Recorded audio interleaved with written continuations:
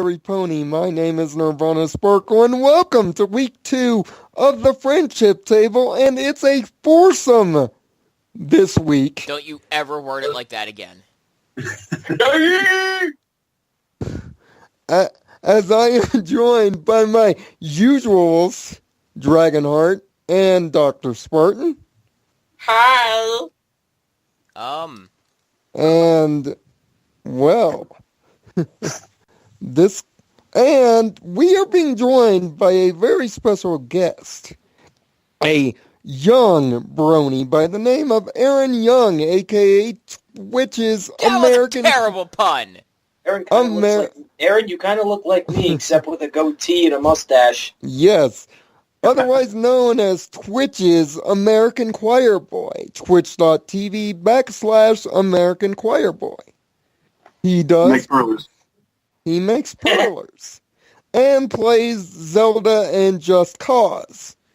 But he is here to talk Castle Sweet Castle with us.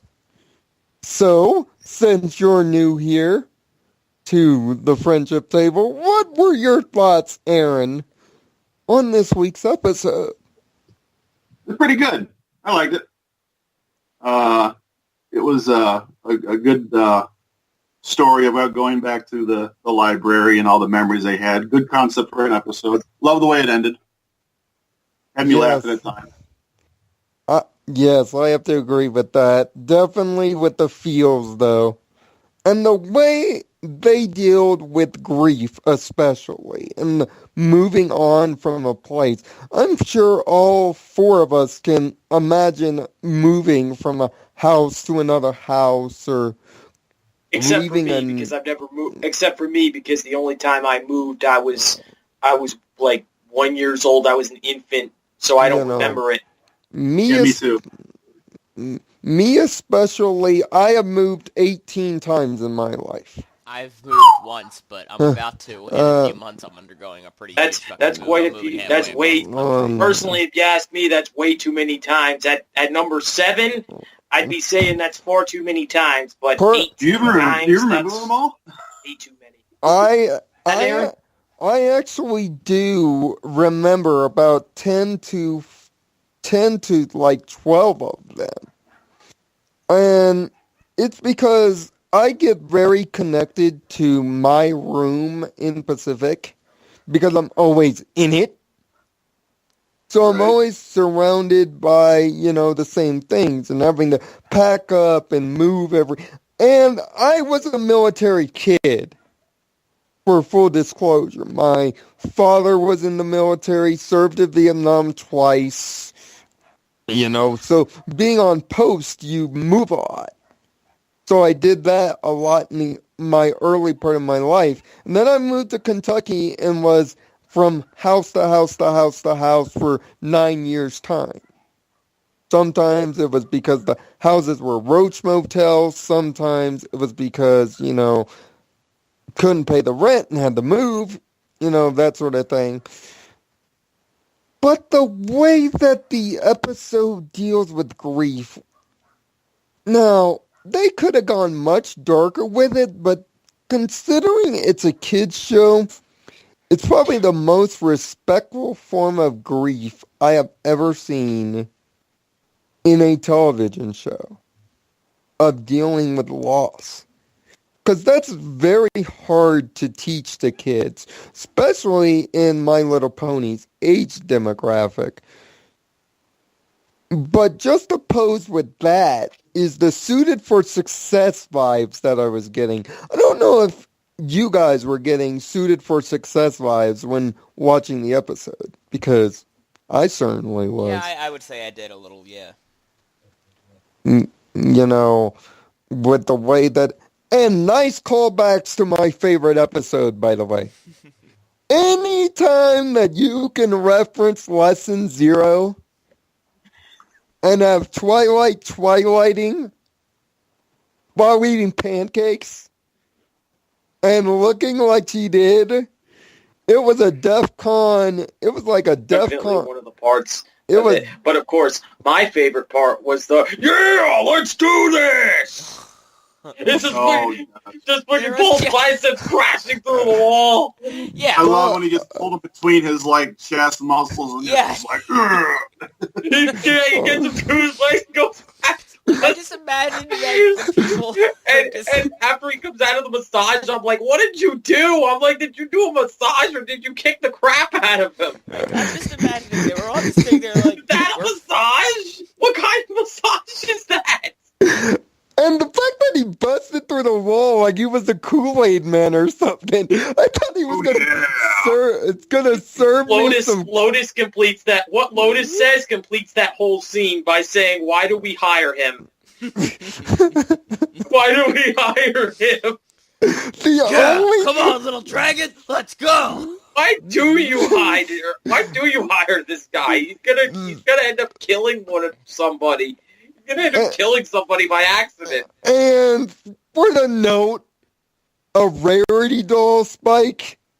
Are you that obsessed with Rara, bitch, that you have to have a plushie of rarity?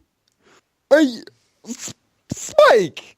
Just tell the woman at this point. So, No, do you remember how this she is my surprise face right here. My reaction to that. Like, seriously, I was sleeping on the cold floor with my rarity plushie. Yeah, if this show were 21... One, where did you get it? And two, why do you have it? Another Brony reference, by the way, with our over-obsession with plushies. But there was another callback that Spike kind of gets bitched in you're the one to background. talk. Lionel. Yeah, with me and my 3 Twilight plushies. You have and 3? Yeah. Only 3? Only 3? Yeah, As you yeah. see, who's on which end Only of the 3. spectrum? I have a further Yeah. customer who has a young daughter, and he's bought the main 6 ponies and Luna and Celestius. He's bought 8 Perlers from me, and he showed me a picture of his The daughter. only one Lionel doesn't have for the figurines is Rainbow Dash. Yeah, I've got all the main But 6 except for Rainbow. She's got a full bed of stuffed animals and stuff. even got a Wow, Rainbow... your daughter, is that your daughter, Aaron? No, it's Yeah. a daughter of a friend at work. The daughter of a friend at work, she has a whole bed of them? Wow, she Got must a be whole a bed pony full of super stuff, and fan. now she's got 8 Perlers that I've made. Oh, that's sweet. She must be a But- super fan. My Yeah, sister But- she's has, 18 years old, so yeah, she's a big fan. my sister has But- a big Twilight and What is it, a big Lionel? Sky.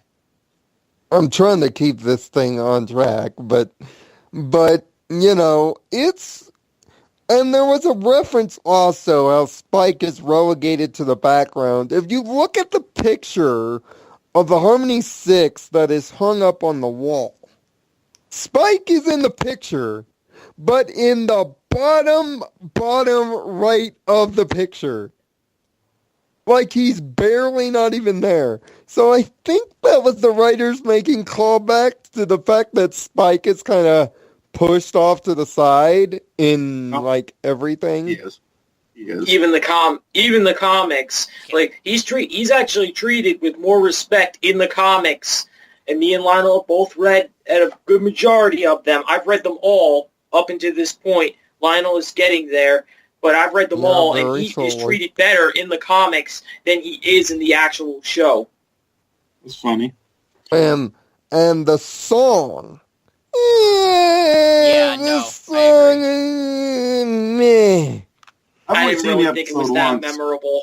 It was just one Yeah. song Too much. that they I think needed I like to the put in song. there because they were like, hey guys, how are we going to do this transition? Let's have them break out into this song that we wrote. The song is not. The song is better than the Communist Manifesto that we got last week. That's true. Yeah, I like that one, it's too. better than I actually did like that But- song. better than In Our Town, but that's not saying much. That That's could have been on saying the last that's one. basically saying Yeah, I prefer beef jerky over hamburgers. but I wish I was on the last one because I had a lot to say about the last episode of the first 2 episodes of this season. They actually went pretty deep into the idea. Yeah, but I mean, and we can throw that in there since you're joining us. You know, It's like... I just wanted to say how it went so deep into the idea of being controlled by somebody else's idea because you don't have enough of your own ideas to, be yourself or to make your way in this world. You have to rely on... And it's thinking like that has just destroyed people's lives. And to put that in the kids' episode and use the term equality is just ballsy, in my opinion. Yeah. That's what I want to say about that.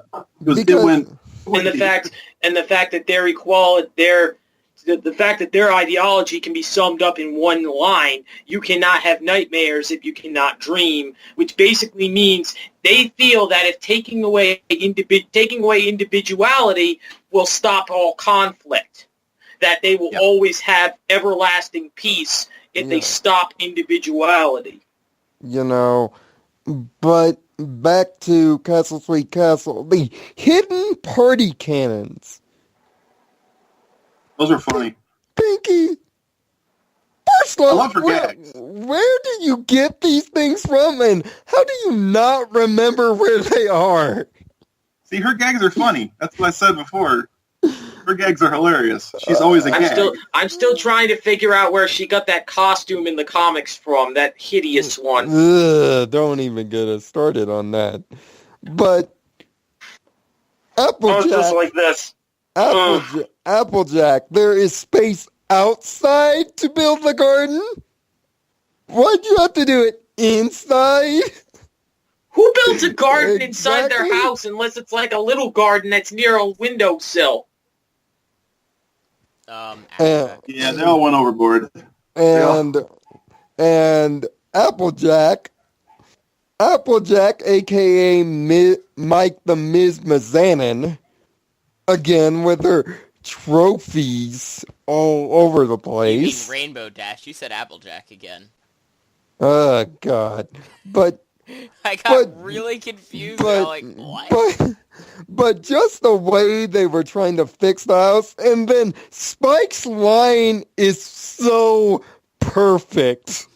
Spike basically says what I was thinking during that episode. What have you done? He's like, sweet Celestia! Yeah, that's what it is. That's a good one. And it's like taking God's name in vain. And when the camera panned back to see what they'd done, I was like this. It's like... What? It's like, what the fuck? What the hell? It actually harkens back to this old kids show I saw before where they're all trying to make soup, and it's the very exact same idea. They're all putting the things they like into the soup, and it turns into a disaster. Yeah. And it's just not even remotely eatable.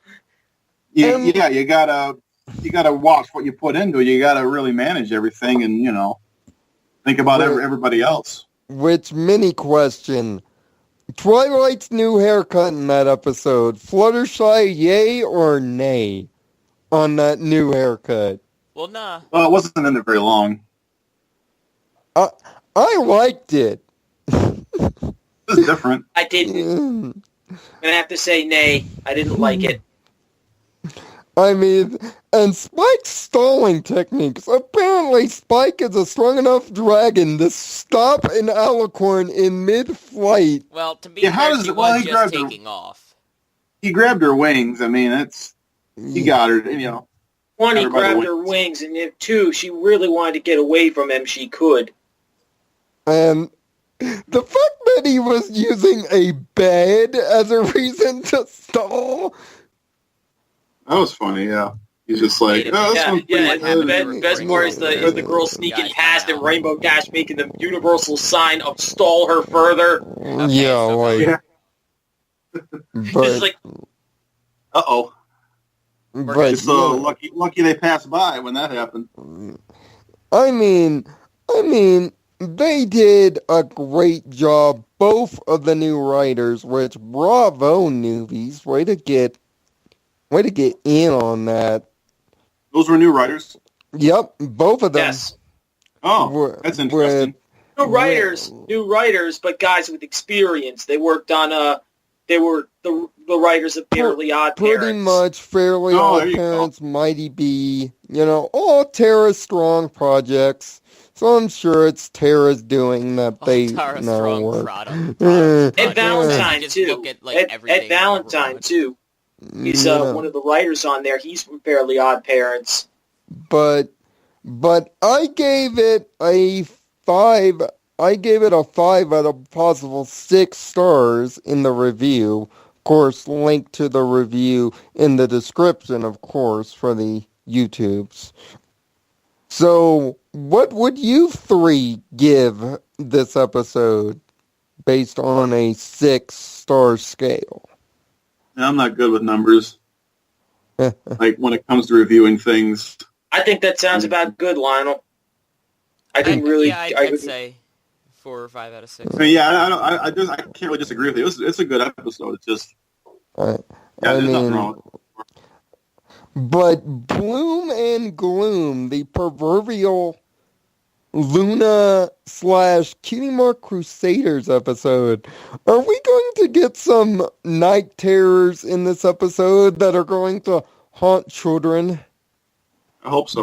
That involves vegetables of some kind, because according to the synopsis, Apple Bloom's impatience about her cutie mark is what's causing these nightmares. That sucks. And question, do you think this is the season where the CMC have to get their marks? I would say so. I mean, I don't know how much longer can they keep this series going. I mean, is it going to go past 5?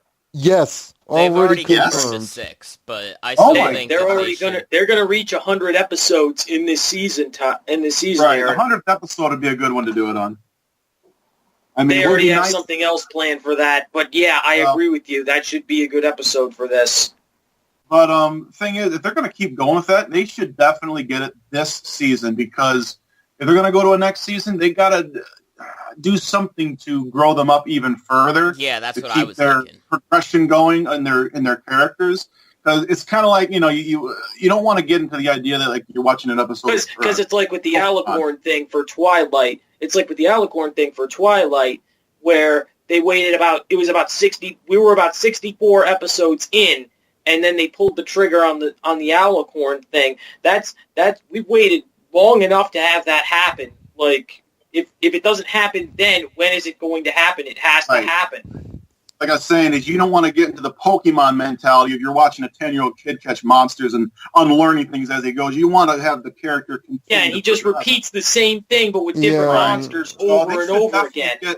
They should definitely get their mark soon, so they can, the next season, grow them up a little, maybe make their characters a little bigger, so they show that they're kind of growing up and continuing to progress. Yeah, be more diverse characters. Especially after both of the teases in Flight to the Finish, and there was a tease in Equestria games as well that they kind of teased it and kind of which by the way, you'll probably believe this or you probably won't. Lionel here actually didn't like the Crusaders when they first were debuted on the show.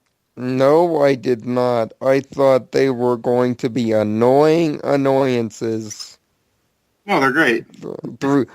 Especially Scootaloo, because it dealt with, disability in Flight to the Finish, which I'm hoping this episode leads not to the mark, but in the direction of them getting the mark, which leads to the next question. Each of them individually, or would you want them all to get their marks as a collective group? All together. They started as a collective. They have to do this as a collective. Well, that's the thing. I mean, you say you have to, but it's almost like, I don't know. It'd be too perfect. Either way would be good, though. Right. It wouldn't be a big deal. I'm just saying, more intelligently, you would have them, happen sort of spread out. I mean, it'd probably be a little too over the top. Just suddenly be like, "Oh, hey, we all got a cutie mark." I see what you're saying, and that might be the more intelligent thing to. I'd be fine with that, and it would be the more intelligent thing to do because they'd have they'd be able to focus on each character and how they got there individually. And please, with Diamond it's not like the Chronicles where they're just doing flashbacks to show each one. They already had it. So that worked a little better for that one. But for this, they should, show them individually, I think. Yeah, and plus, if they each got an episode dedicated to it, they'd have 30 minutes to flush. They could fully flush out the vision that they're trying to go for each one.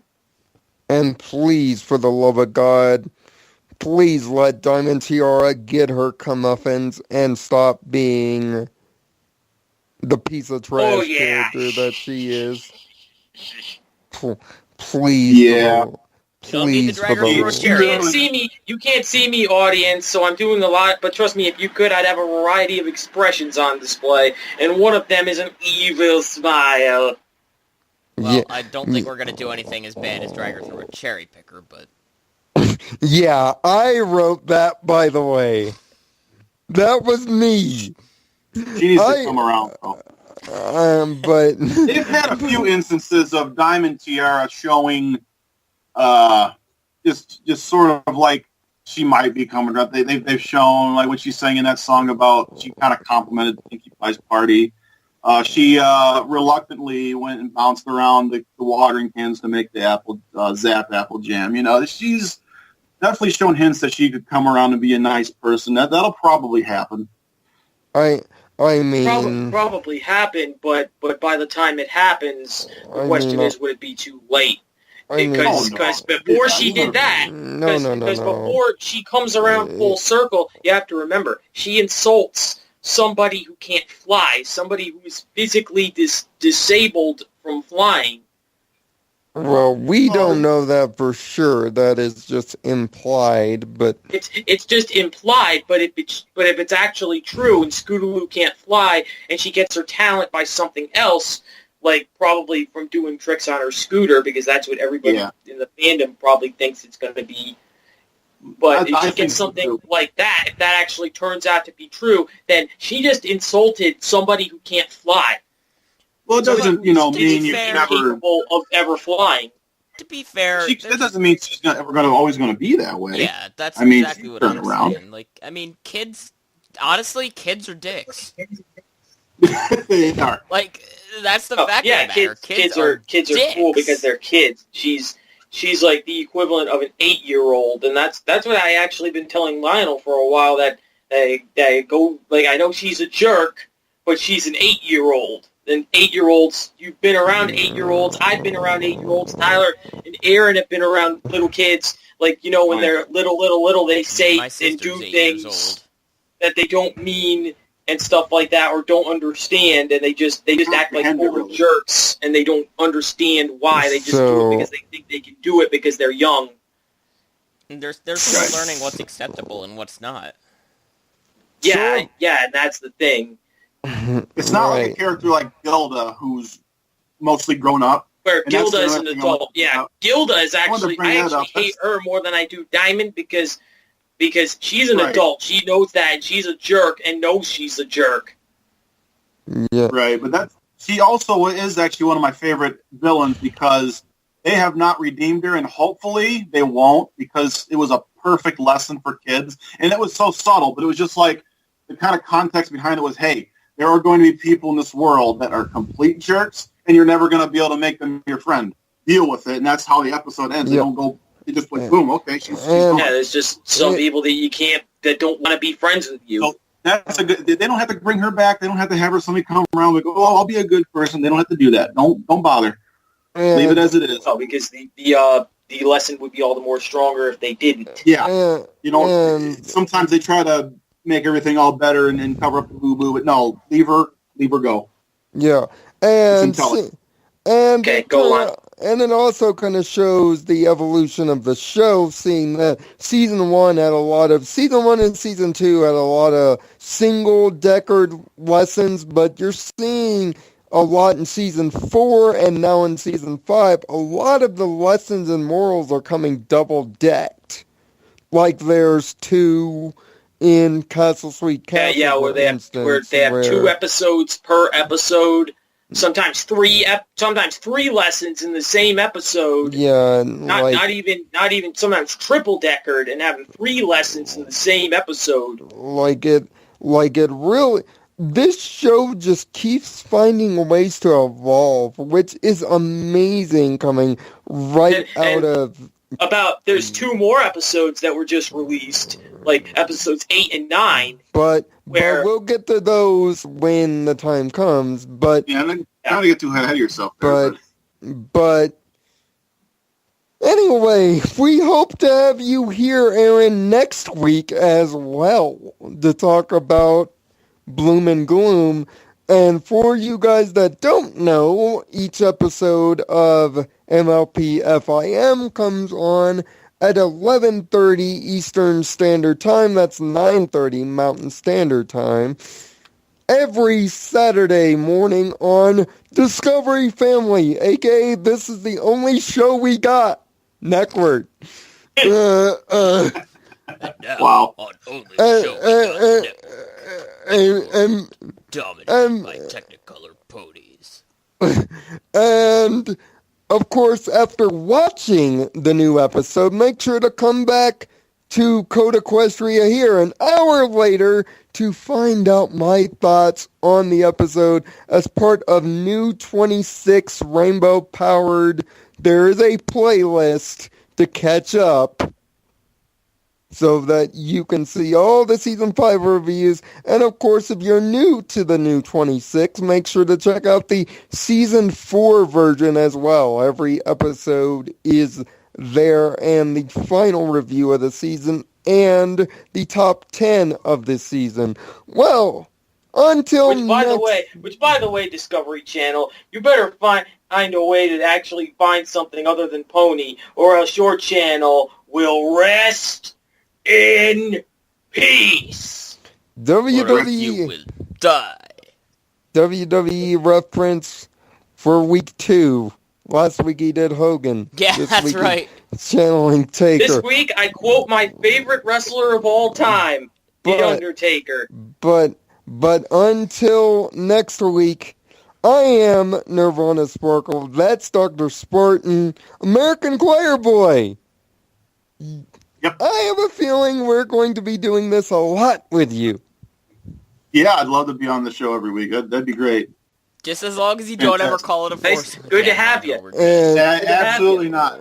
I promise. And make sure, once again, to visit his Twitch channel. He's kind of awesome, and he plays killer metal music while making kick-ass purtlers at twitch.tv/AmericanChoirBoy. Give him a holler. He is a great guy and a great brony, and one of the best supporters that CodeEquestria has right now.